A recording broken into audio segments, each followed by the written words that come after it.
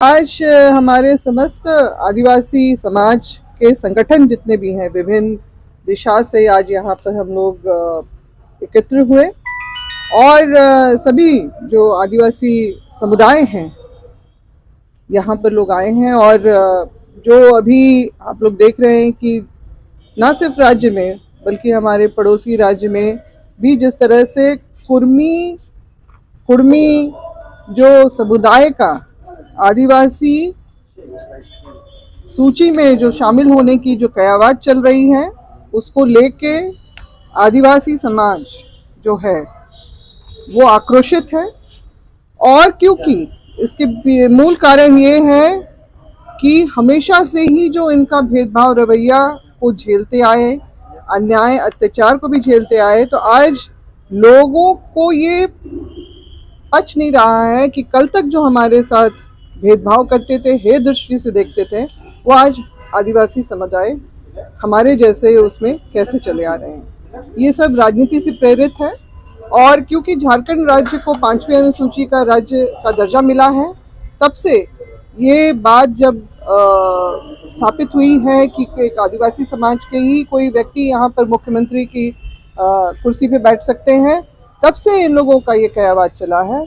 नहीं तो 1913 का जो गेजेटेड का कॉपी दिखाते हैं, सर्टिफाइड कॉपी दिखा रहे हैं कि कभी वो लिस्ट में थे, तो किन्होंने षड्यंत्र किया इनके खिलाफ कि ये बाहर चले गए। इन्होंने खुद ही अपने खिलाफ में षड्यंत्र किया।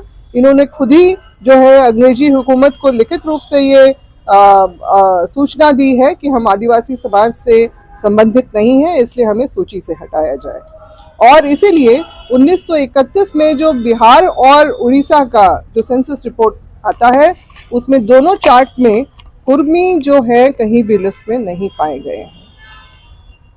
आज़ादी के बाद जब अनुसूचित जाति, अनुसूचित जनजाति और पिछड़ा वर्ग का जब सूची का निर्माण हो रहा था, उस समय इनको अत्यंत पिछड़े वर्ग में डाला गया। ये उस समय चुपचाप रहे।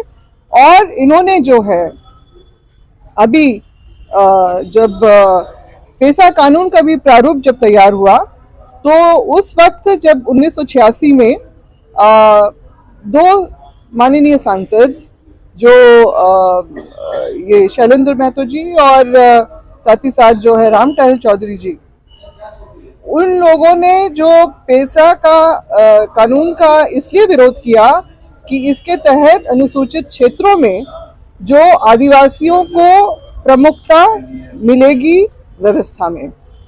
मगर झारखंड बनते के साथ इन्होंने पलटी मारी और इन्होंने देखा कि हम लोग पिछड़ जाएंगे हर तरीके से, राजनीतिक रूप से, सामाजिक रूप से। तो इन लोगों ने ये अपना एक नया जो है खेल खेलना शुरू किया है। अपने आप को ये हर दावा पेश कर रहे हैं, मगर आदिवासी समाज ये बात को अच्छी तरह समझ रहा है कि इनका जो दावा है वो हर तरीके से गलत है और नाजायज है। और इसीलिए कोई कार्यक्रम आपने तैयार बिल्कुल किया है? निश्चित रूप से हम लोग लगातार इनका विरोध कर रहे हैं। हर ओर जो है, कोल्हान में हो, संथाल में हो, उत्तरी छोटा नागपुर में हो, दक्षिणी छोटा नागपुर में हो, इसका विरोध हो रहा है। और फिर हम लोग हमने 29 तारीख को तो पुतला दहन किया ही।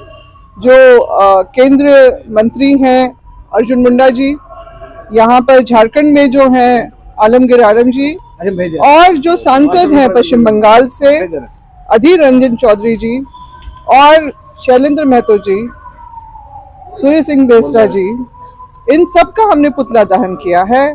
और आज की इस बैठक में ये निर्णय लिया गया है कि लगातार इनका विरोध हम लोग जारी रखेंगे। और साथ ही साथ जो एक बड़ी रैली का भी जो है हम लोगों ने इसका ऐलान किया है, जो 26 फरवरी को होगा रांची में। और हम सरकार को, चाहे वो राज्य सरकार हो किसी भी, पश्चिम बंगाल की, झारखंड की या उड़ीसा की, हम जताना चाहते हैं और चेतावनी देना चाहते हैं कि जिस राजनीति के तहत ये सारा कुछ खेल में अगर राज्य सरकार या केंद्र सरकार उनका साथ देती है, आदिवासी समाज इसको कतई बर्दाश्त नहीं करेगा और इसका राजनीतिक जो है हानि उठाने के लिए भी वो लोग तैयार रहेंगे।